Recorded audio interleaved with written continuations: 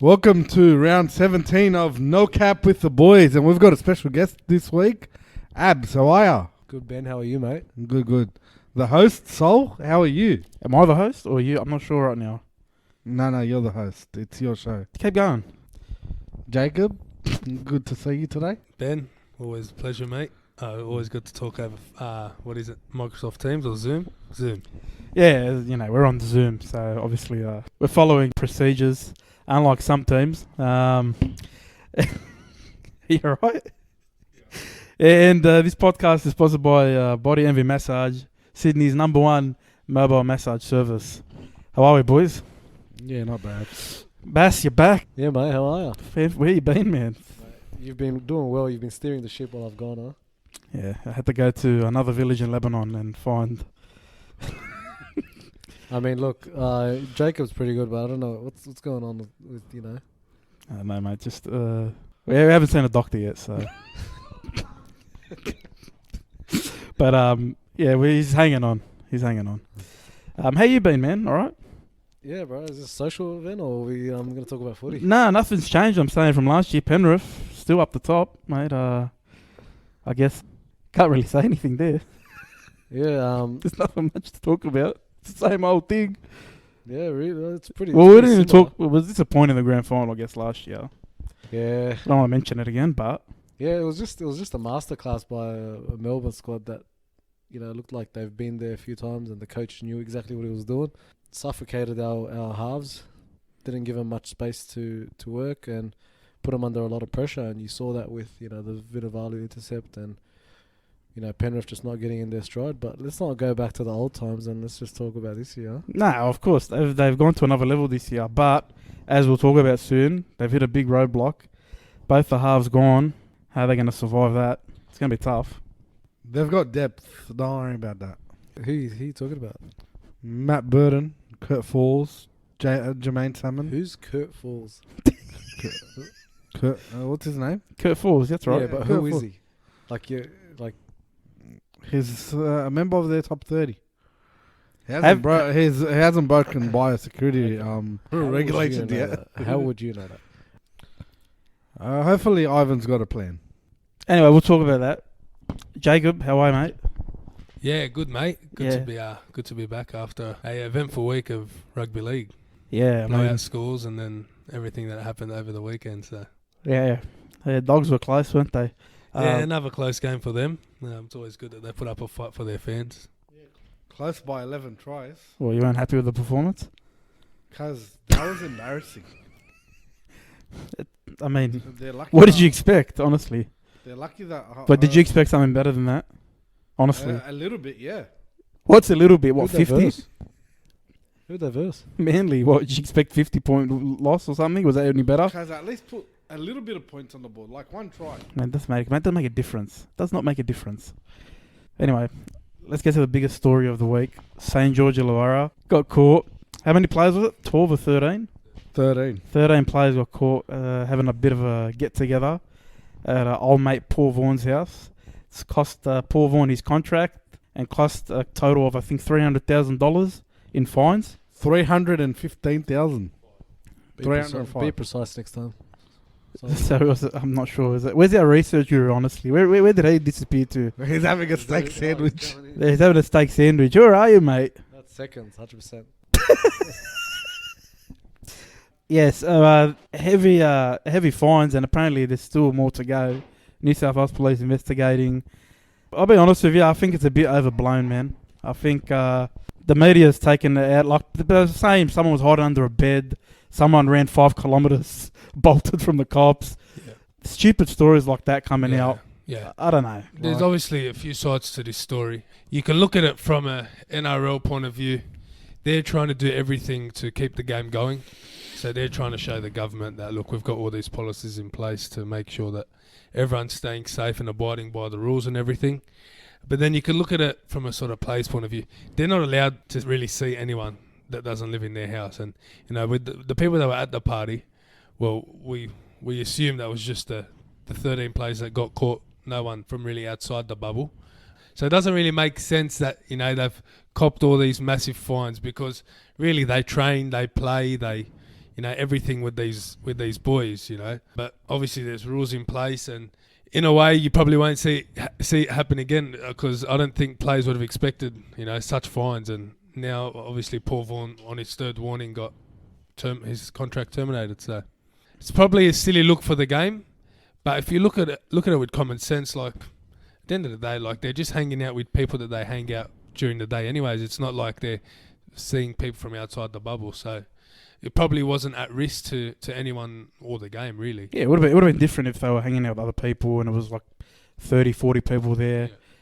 Yeah. They were just spitting and sweating on each other in the game for 80 minutes, and then they go and hang out for a bit. It looks bad, but look, you even hear more underlying issues. Some players there have already been told they're not going to be there, so they couldn't give a crap about the club. Some players, I don't know why Jack DeBellin was there, to be honest with you. Yeah, I know. After what he's endured, that's not a good look for him. Yeah. Really, on the surface, like you said, they haven't done nothing wrong. I mean, why is it not a good look for Jack DeBellin? Because he's out drinking with mates? Like that's no. He's just come back from a fine, and the club's done everything for him, and he's sort of thrown it back in their face. And he made up a story. Like I guess they should have just been up front with the story. Yeah. It wouldn't have gotten. It still would have been big, I guess. Yeah. But let's take away all the legal parts of things, right, and just look at their actions. What they do, they hung out at somebody's house, at teammates' house. They could have done it in the training sheds after the game, really. No, they could have gone back to Wollongong and hung out in the sheds, and no one would have said anything, no one would have known. But I think I saw an article or a tweet from Piggy Riddell, who lives across the road from Paul Vaughan. Yeah, that's right. And he said that he heard nothing. Like, neighbours obviously knew. Someone snitched and they snitched because there wasn't, from what Piggy Riddell tweeted, that there was no real noise. No one was sort of yahooing. And, so I think someone was just out to get him, and, it's cost them a total of $305,000, and I don't know if they're going to be able to field a side next week. The Dragons are lucky that these suspensions are at privilege. Like they can select when to suspend a group of these players so they can still field a side together. I reckon the punishments aren't harsh. Paul Vaughan, this is his third time breaking biosecurity rules. Paul Vaughan losing his contract's not harsh. Nah. Are you serious? Lost his livelihood. Are you serious over this? Because he'll get another contract next year or the year after. Oh, what else did he do? Probably. All right, what else did he do? But he broke the same biosecurity rules last year. What did he do about last year? So last year, obviously they were in the similar position, and he was caught at a cafe. And Wayne Bennett was caught at a grappa. I know. Yeah, but this is the NRL. That's their rules. Like no, I get that. And but it's also another thing he did was he was part of a sexting scandal. So I don't know if it involved with another person of the club, like one of the workers or whatever. But you also got to know that he's on $800,000. It's a lot of money. And the drag 750,000 to be exact. You got to be exact in front of you, man. Okay. If he's saying that, if he saw it somewhere, I included third-party deals there. And he's not part of their leadership group. A guy that's played Origin, a guy that's played for his country, he's just probably not the right fit. And you probably saw that with Brisbane turning him away too. Like, I'm sure Canterbury Tigers will put in a bid for him soon. Well, yeah, it's just right now, if you take him, it's sort of a bad look for the game. Just the way he's been sort of perceived with. I just don't like the way the media they've portrayed him as they're criminals. I think Roosters will pick him up after they let go of Isaac. Yeah, true. And they're the only team in the NRL that can take away somebody that's done something wrong and turn it into a fairy tale story. They did it with Todd Carney. Yeah, that's right. Did it with Ferguson as well. That's the only team that can do it and get away with it. So they just let go of is it Isaac Liu? Yeah, that's right. The thing with the Roosters, they had a very good leadership group. At the moment, now they've lost Orbison, who was part of that. They've lost Cordner, who was part of that. They've lost Jake Fred. But they're still around the club. They're still around the club. Yeah, they're still doing coaching things. And they've got a very strong, no dickhead policy at that club. And they've got a lot of leaders at that club. So a club like that would probably be able to sort of take him on, and they'll get him for a bargain too, because he won't have that much interest from other clubs. They've also got extra salary cap space too. Always. We always have salary cap space, mate. Always, mate. But yeah, like I said, I didn't like the way they were portrayed. Like Ray Hadley yesterday night. I mean, honestly, that guy, Hadley can eat it. Mate, He even go back to his son. His Do you son remember got when caught. his son? Yeah, and yeah. then And like he asked for forgiveness, asked for, he didn't know what he's doing. he begged the media for privacy. Remember? Begged the media for privacy. Why? Because he got caught. And he had the audacity to go at Vaughan. Vaughan went on 360. To his credit, went on 360, explained his side of the story, was remorseful, and Ray Hadley just shit on him pretty much. That's rubbish, man. They made a mistake. The dopes, they weren't hanging out with anyone else. They really broke the bubble when the police came, and I'm sure the police didn't keep their distance with them. When the police got close, that's when the bubble was broken. Yeah, I think if you were to describe the events that happened with these guys to anyone else and just describe exactly what happened, take away lockdown, everybody would just be like, that's just a normal night. That's actually a responsible night. They were all sitting at somebody's house that they know. They weren't sitting at some random's house where, a lot of shit could have happened. They were just drinking. As Jacob said, Piggy Riddell said there was not much noise. It sounds like a fairly contained and reasonable night. I don't even know. Have they even implemented a bubble? They said it's stage 4. They said stage 4. You can't do anything unless it's within the club, I think. Is that right? No, as in everyone in New South Wales, or Sydney and Wollongong region has stay-at-home orders. But they have a stricter bubble. They can only go to training, hang out there, and then go back home pretty much. So they've actually got that now? Yeah, they do. But like again, they were hanging out with each other. They're hanging out with other people from the public, mates and other stuff. You'd say, yeah, fair enough, the idiots. I just think it got blown out of proportion a bit. Any last words? Nah. Sure. Positive. 750k, yeah? 750, 800. You're gonna go through it anyway. So Yeah, I've already gone through you're it. locked and loaded. Moving on. Penrith. We thought losing Cleary was bad last week. Luai's out for how long now? 3 to 6 weeks with an MCL strain. Thank you, massage guru. That's a massive blow. I know they got depth. I know they got plenty of people to step up and play a role, but it's a tough run for Penrith. These next couple of weeks, say 3 to 6 weeks. The way Penrith play a lot is dependent on their halves. They control everything for them. Like the forwards can go forward, but like your 6 and your 7 are your main players, and that's at every club. You take away your 6 and the 7. Like you look at the Roosters, what's happened to them. Now we've seen with Penrith in the past few weeks with Origin, but you got to also remember they had a few more players there on top of that. You're taking away your main players really. Their number one isn't the best fullback in the game, And he's not in the team, is he? Yeah, so he's with the 6 and the 7 they make him look a bit better than what he is. But he's a good player. But you know what? You wouldn't rate him as like a top fullback in our game. Just someone that does his job. So that's also a lot of that is based around their 6 and their 7. So they'll probably just have to defend their heart outs, and you probably won't get those massive score lines with them for the next few weeks. But as long as they can, take a few wins, they'll be fine. Cleary's back in round 21, round 22, something along those lines, and Luai will be back around the same time. In a way, it's probably good for them. Their halves are fresh and ready to go for the back end of the season, so I reckon they'll be okay. I don't think you just want to make sure you don't slide out of the top 4. You got Parramatta, you got Rabbitohs. They're pretty healthy compared to the Panthers. They'll be collecting wins on the way. Manly's going up the ladder. They'll bag a lot of wins.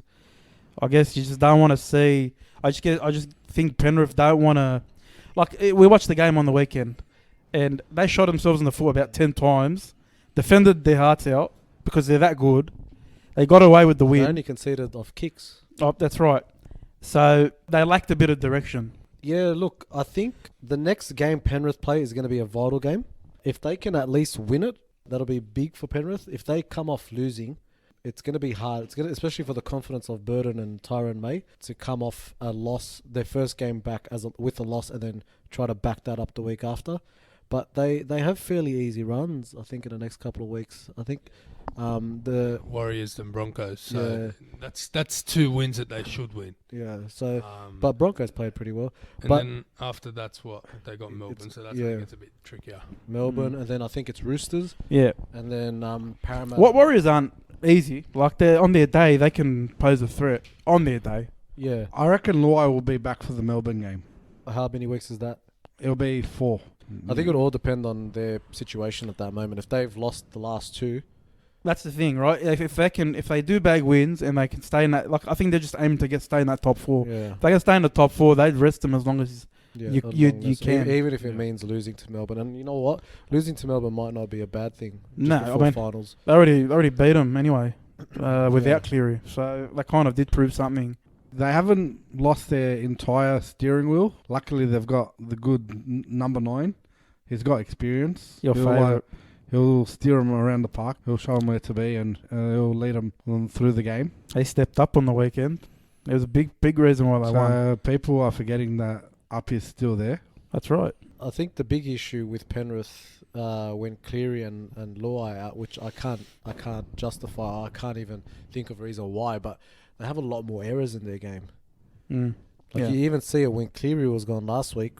Every time they got out of trouble with through their defense, they try to work it out and then Drop ball. That comes back to being able to organise the set and everyone being on the same page. I'd imagine Cleary and Luai are very good talkers, and everyone that's outside them and inside them know what's going to happen play after play after play. Whereas you bring in two fresh faces to control the team, it's a bit different.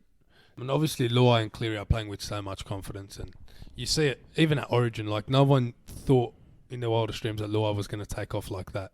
He surprised a lot of people, and he has a ton of confidence, and that helps them back at club footy so much, and that's why you see Penrith complete and just play free footy, and you can just tell that they're enjoying themselves when they play footy. So I think just with Burden and Tyrone May, if that's who they pick, they just got to go out there and have a bit of structure to their game and just trust that the boys will do the job, because other than that, their team is stacked, and Yeah. there's no real other injuries for the team. So Do you reckon they use that $350,000 for representative duty injuries?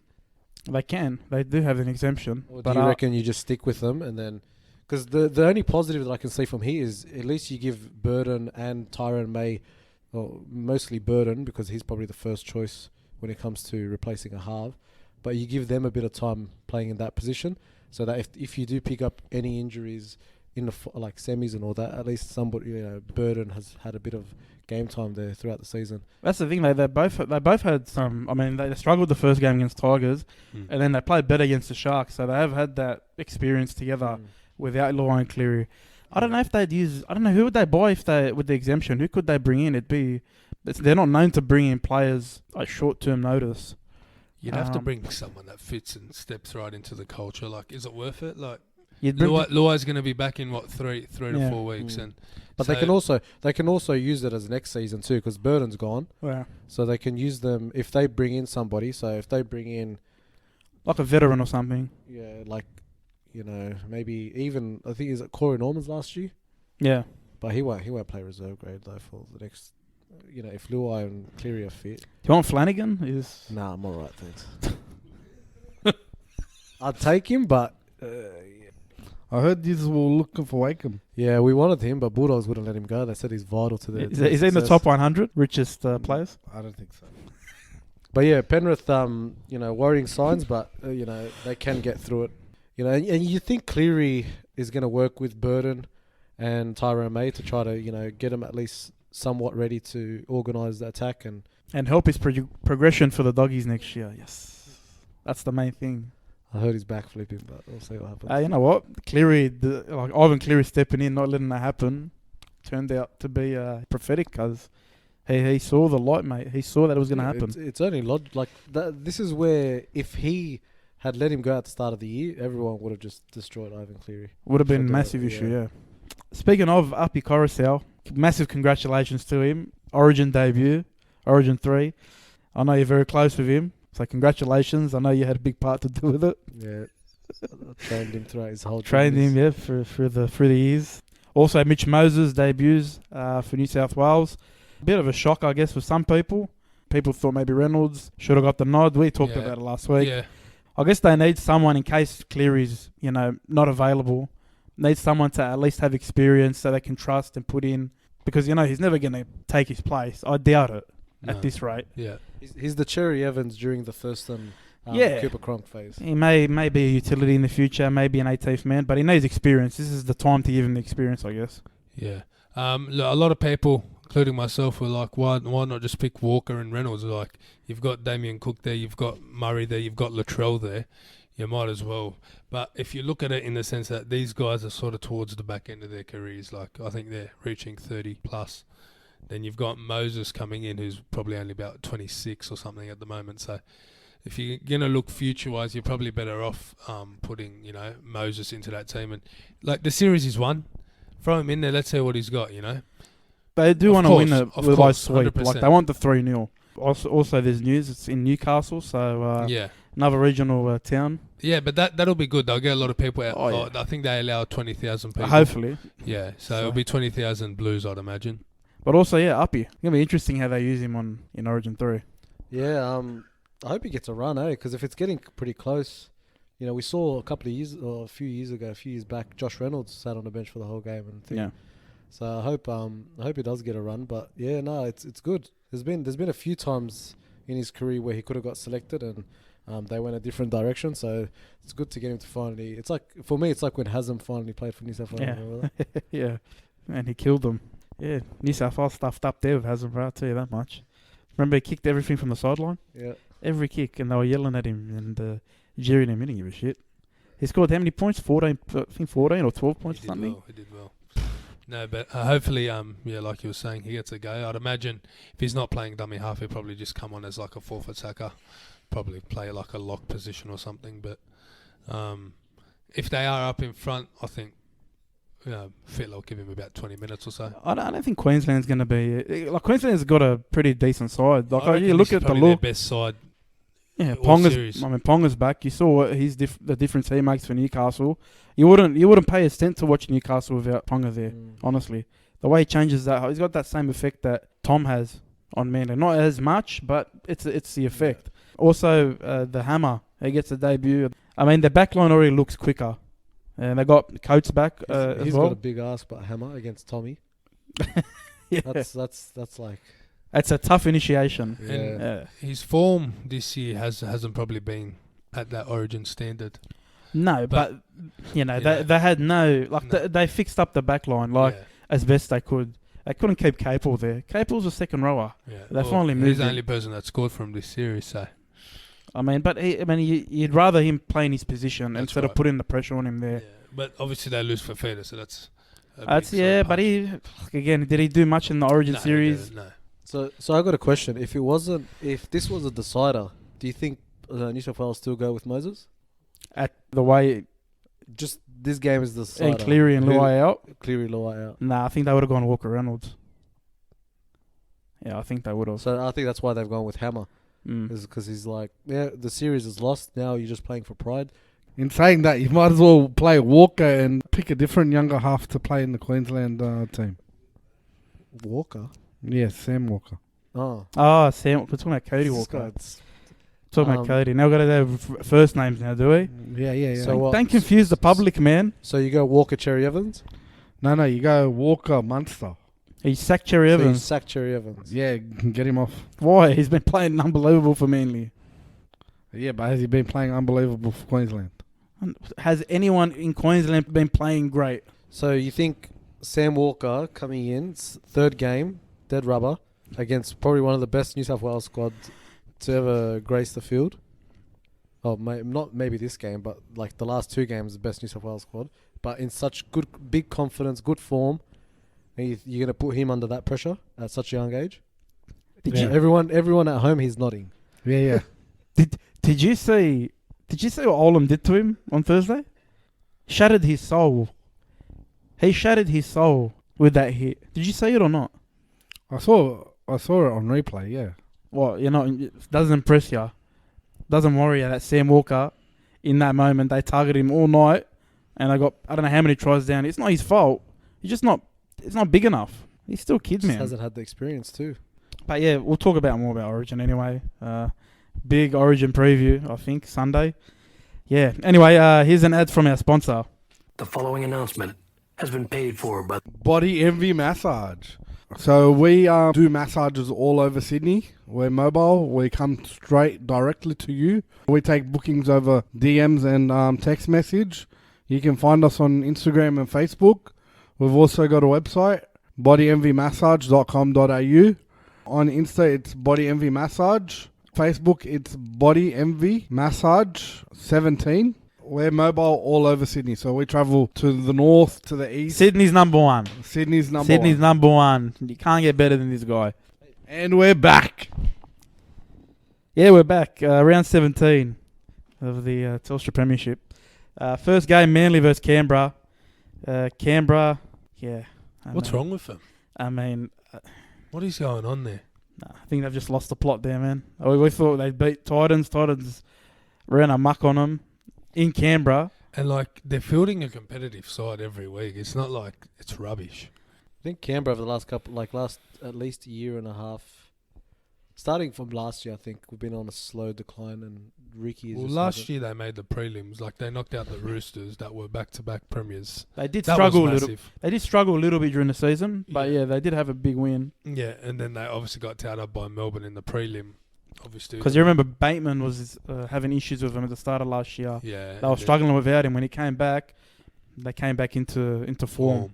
And now they've lost him. Yeah. And And obviously losing their halfback George Williams, who they would have done a massive pre-season with, and that would have been a major disruption. He's not around the club anymore. It's not like he's injured and he can still help out. He's gone. So that would have impacted them. And their fullback, Nickel Clockstart, is also gone.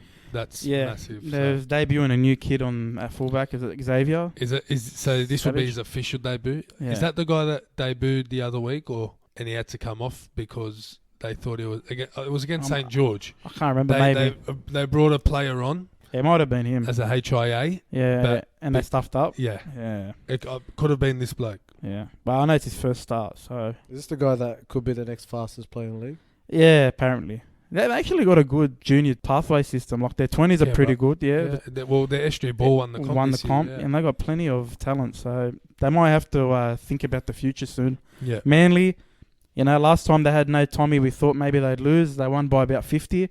Against the Cowboys, yeah. Yeah, and I think they're going to win by about 50 again. Why Well, not? if they're playing the same way, they will. You've got Garrick at fullback now, so that'll be interesting. And then Saab and He's playing like a superstar, Garrick. I haven't Yeah. seen him play like this in my life. I thought it was just another it's Dave Williams or something. He's just gone to another level. unbelievable. Good on him too. You didn't look too impressed there, Benny, when I said 50 points. What, you think it's going to be a close game? Yeah, I thought it's going to be like a 13-point game, What's with you 13? I just want to know. I don't know. This guy's on Sportsbet too much. 13, not Yeah, what's 13, with 13? They give you the option of 13 plus. Okay, anyway. Yeah, they went in by 50. Abbas, you going? Yeah, no, it's Manly. Okay. And I've picked Manly too. Everyone's gone Manly. South Sydney versus North Queensland. North Queensland. Yeah, they don't have a chance here either. I've gone South. That's a massive bonus that their halves are there. I think they've today announced that they've moved the game to Newcastle. Yeah, that's right. So, which is a bit of a surprise considering that they're going to play Origin on it a few days later. So, I thought they'd probably not want anyone to touch that field. Yeah, South Sydney for me. Yeah, South.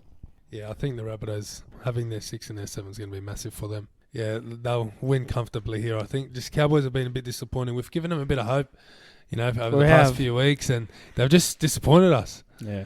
We're I'm a bit over them now. Yeah.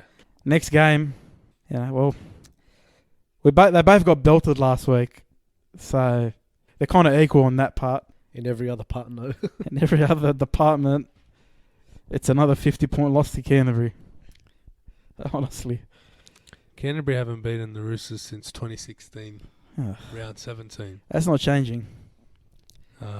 It's It's dire straits right now. We're just trying to get to the end of the season. Can we get the Fox a bit early? I don't think if you paid him $3 million, he would have come. It's not going to help you, man. No, it wouldn't, but just something. It will at least get us to try a game. They re-signed Jeremy Marshall King. They don't really have He's much. played all right, though. Yeah, they don't have much options, to be honest, there. So, and when he has come back and played, he's been all right. Yeah, he's probably been one of our best players. You're not happy? I'm ecstatic. I'm going to pick the same way as I do every week. And I'm going to go with my heart. Why is he out, though? Why is Jeremy Marshall King out? Suspended. Oh. Sorry, haven't looking at Sportsbet here. He's tipped the dogs. Why do you do this? 13 plus, Ben, or what? It doesn't give you that option. But it's whatever. 1 point. Who's going to Honestly, kick the field goal if it's 1 point for Bulldogs? Carl Flanagan. Oh, he's back this week, huh? Yeah, he's back. He played last week, I think. Did he play Yeah, last week? I yeah. didn't notice him. He had a great game. Yeah, Roosters by about 50. We're gonna come last, aren't we? Oh, yeah. Bar last week, Matt Dury's impressed me though. He's pretty good. What happened to him? Why is he out this week though? Is he injured, is he? And Renoff for Tony's playing. Apparently, you said he was 2 weeks, 3 weeks away. Yeah, bad info. Thanks. Okay, in the last game, probably the most exciting game of the round, Warriors-Sharks. Could go either way. Reece Walsh back. I'm changing my team from Cronulla to the Warriors. Well, the back three for the Warriors is pretty impressive. You got Walsh, Tavasa and Watene Zelezniak. Obviously, a shame that Townsend injured himself and now he's out for a few weeks, which gives it a chance for O'Sullivan to come back into the side. But this will be Matt Lodge's first game for the Warriors. As well, big in. So Matt another Lodge and Fanua Blake in the middle. Mate, the Warriors have such a good team. Like, if they can, they're probably just lacking a bit of leadership. They've got a very young side, but if they can get it together, mate. Reece is a big difference for their attack. Yeah, they're not as predictable, 100%. and he helps Roger float around, hide, so that they're not really always targeting him. I'll go Warriors. Would you have played Roger at 6 and Nicarima at 7? Or would you? Yeah, stick possibly. with O'Sullivan? No, I possibly would do that. Because I feel like two of us on the wings just wasted, isn't But it? I feel like he roams anyway, like a bit like they let him Tommy. roam one side, they let Reece roam the other side. I think he's got a bit of freedom there. I'm going to go with the Warriors. Jacobs Just for Reece fresh. Walsh. Yeah, Warriors with that, especially Cronulla coming off a loss against Brisbane. That was Pretty disappointing. Poor. I want Warriors to win, but I think Cronulla will win. Sweet. That's the games. Benny, your segment, mate. Benny Confidential. Well, it is Benny Confidential. This week I got nothing because of the biosecurity rules. So I haven't been to any. You're not a fan of Mr. Velandis, huh? I'm not a fan of Velandis, Abdo. The list goes on. It's alright. We'll go back to that list. That's the next segment. Yeah, Who's Benny not a fan of? that's next week. Anyway, this week we've stumbled across a page where it names An article. that lists the top 100 Richest players in the NRL. Okay. in the NRL for 2021. All right. Any shockers out there? Bro, the Dragons team is quite embarrassing for where they're sitting. Where are they sitting? 8th? Yeah, they're sitting 8th. Bro, How many players do they have in the top 100? about 20. Like, if you've got 20 in the top 100, you'd think you'd be at least coming first. Ooh, if not first. At least. What's at best? Fourth. Because Penrith have, I think, 5 or 6. They're in the top 100. And they're coming second. Melbourne have 8. 8, yeah. They're coming first. I'm not going to go through and like, if you're a Dragons fan, most of those people that were at the Paul Vaughan Shell Harbour after party of their win. Do you have his address as well? Can you give us the address? No address, sorry. No, but it just makes sense, Bill. You know, like it's if you're not getting paid as much, you're trying to play better to get that bigger contract. Once you've got that bigger contract, you're not going to be playing as Because good. like you got Norman Hunt, Bird, Vaughan DeBellin, like the list is It's a very, joke. very It's a joke. All Yeah. those players It's a that joke. you've named are rejects from other like other than DeBellin and Vaughan, the rest of them are rejects. Corey Norman reject. Yeah, but why are you paying overs for him? That's not like money management. you got a Silly $10 management. million salary cap. It's capped.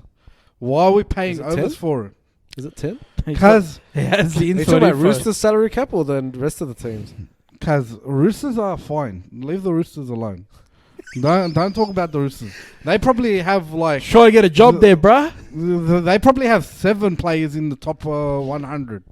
Not that I counted them, bro. Another team that like hits you in the face is West Tigers are coming second or third last, and they've got 15 in the top 100. Someone please explain what's going on. Is this like a career total salary or is this like what players are getting paid per year? And Per that's year, that? per year. Don't worry about third party How deals. could you have 20? They have- Surely you're over the No, salary cap. I've seen the list. It's 20 for the Dragons and about 15 for the Tigers. Sharks have 3 players sitting at 850 at 20, 21, and 22. That's Moylan, Dugan, and Andrew Fafita. Like, I think all three of those players are playing reserve grade. Besides Moylan, who's had injury galore for the last 3 years of his contract. Waste of money. Like, how are you, like... I reckon the NRL should do this. They should do what happens in the lower grade, do a sign-on bonus, and give them match payments. Like, this is ridiculous. Like, this... No, but why would you, as a player, why would you lose getting paid because of an injury that happened during your work? If you were told to run at forwards every single day and you get injured for it and then you don't get paid for it after that, if let's say you're injured for the rest of the season. You've got players getting paid $100,000 a year that's running at the same players. Who's getting paid $100,000 a year? Players that are in the NRL. What, like young guys coming up? That's different. They're still trying to make their name. Like Benji. Yeah, bro, Benji's not on 100. Benji doesn't even make the list. But he's not on 100. He's on higher than that. He's probably on 250, 300. Yeah. But, like, he doesn't even make the list. Bro, a team like the Bulldogs, who's coming dead last, have 8 players on that list. Poor management. Bro, like, I'm hoping Are you saying that these players that get offered those contracts should just say, you know what? I don't want it. I'm not worth that amount. Oh, you should pay me less. Is that what you're saying? Yeah, well... well... Corey Norman came out in the media and goes, "Oh, I'm happy that the Dragons are letting me go. Yeah. Because I haven't done a great job." Corey Norman himself admitted that. Do you think he's gonna give back that $100,000? Clubs need to manage their finances much Obviously, more. yeah. And that's why you're now seeing all these blowout scores. Because... But you can't blame the players. No, you're not blaming the players. You can't. But the players also have a responsibility. I This get is their that. job. You got to rock up and give 100% every week. What I'm saying is... Or at least close to it. What I'm saying is Josh Reynolds got how much from the Tigers? It was close to 800-900, I think. Yeah, okay. I mean, it's not a $900,000 player. Yeah. But, like, again, do you blame him for taking it? No, it's not his fault. Was he expected to play at a $900,000... Yeah, they paid overs at the end of the day. Yeah. Like, you know what I It's mean? not his fault. It's No, it's not the his club. fault. Yeah, the club. obviously the players got a responsibility. The players, of course, are going to take it with both hands. Yeah. So no worries. But when, like, again, it goes back to you're saying the clubs, the management. When are they going to look themselves in the mirror and say, "Shit, is that what we're doing?" Well, I think a solution, and might not be a good solution, but a solution is that a player can choose to sign for a club for as many years, but he has a end of the season review each year that determines how much he can get paid, and if he's got like objectives to meet or just performance ratings that he can meet. Again, that has to be administrated by the NRL though, because if, let's say, for example, the Dragons administrated that, no one would want to go to the Dragons because they can just go to the Bulldogs and get 800k flat without having to worry. So it has to be administrated by the NRL, and it's got to be, this is just me speaking about it. It's got to be handled much more professionally, much more, fair for the players and the staff. But then it comes to account, like, let's say, for example, Kieran Foran, who played for the Bulldogs for how many years, was injured for most of that. Yeah. How do you determine what his value is? Because when he did play, he played well. He did play pretty good. But the problem was he didn't play well. He didn't play enough. Yeah. Like, there's a funny meme on Instagram over the weekend when West Tigers played South of Benji Marshall and Moses Mbai in the same photo. Benji Marshall goes, "Can't believe they're paying you a lot more than what they've ever paid me." Like, bro, Moses probably hasn't done anything at the Tigers that's significant compared to what he's done. Well, compared to what he's done, Josh Reynolds probably hasn't done anything. The first 2 years of Josh Reynolds' contract at West Tigers, he has done his hamstring injury at the highest gradings both years. You can't be signing players at this much over. Like, I'm happy that you pay a little bit extra just to get him across the line, but this is too much. Like you talked about Penrith. Penrith's got like 5 or 6 only. So you can tell, just looking at that, they back their development overwhelmingly. Like, they know they're going to produce. They can let go of players and bring someone up, bring another kid up. They've got plenty. That's the problem. I think that's the route that clubs got to go down. They got to start putting in a proper development system where they don't have to pay overs. They don't have to waste money like that. I think just to try and think they're going to be competitive. I think there's also got to be a rule where it's kind of like in the NBA, where it's not really developed in the NBA, but it's more in NRL perspective. If you developed a player, you should be able to give him X amount of percentage more than what other clubs can. When you offer him. renegotiate, You renegotiate, because then I get why teams don't develop, because you're going to develop him. And look at Penrith right now. They've developed so many players that are so good. They're not going to be able to retain all of them. No, they're obviously not. At the moment, best to ever do it was Melbourne. Yeah. And for a good while, they were over the salary cap for that. And I get why they would have taken that role for over the salary cap, because they're thinking, well, we've spent all this money to try to develop these players. We've made them who they are, and we want to hold them. There's no incentive. Yeah, there's no incentive. So, like, if somebody comes up to, for example, like a Liam Martin and wants to pay him $500,000, but Penrith have only got $300,000 of room in the cap, they should be able to offer him that just like NBA does. There's a salary cap that you can pay for outside players, but then the players like a luxury cap. like a luxury cap, where if it's your own come through the development, there's a bit extra that you can pay for them, because then what's the point of developing players if they're just going to get snatched, especially when you have a good breed? You're right, man. Like when you renegotiate a deal in NBA, you get this Supermax deal, because of your loyalty for staying with the club, staying at the, it's to keep the big players, to keep them there instead of them going to like big city teams. So they have to look at it, man, because you just talked about it before, Jacob, as well. The score lines, they're ridiculous, man. It's a joke. I mean, we had 2 days of teams. I think they scored a total of 1 try. Yeah. Yeah, I mean, it's just shit. It's just shit to watch, man. Honestly. Thursday night was embarrassing, and then all of Saturday was disgusting. Out of the 3 games, I think the losing side only scored a total of 1 try. Yeah. It's just So, a lot to think about, Benny. That was probably your best segment, man. Honestly, that was great. Thanks, mate. Directed at the wrong people, though, not the players. Let's talk about the management. I guess your intention was well thought out. Thank you. All right. Thanks, boys. Appreciate it. The best. Good to have you back. Cheers, bud. Hopefully again. Maybe. Jacob, thanks, bro. Thanks, guys. And Benny. Always a pleasure. Thanks, everyone. We may see you, Sunday? For Origin. Take care. Enjoy the footy if you can.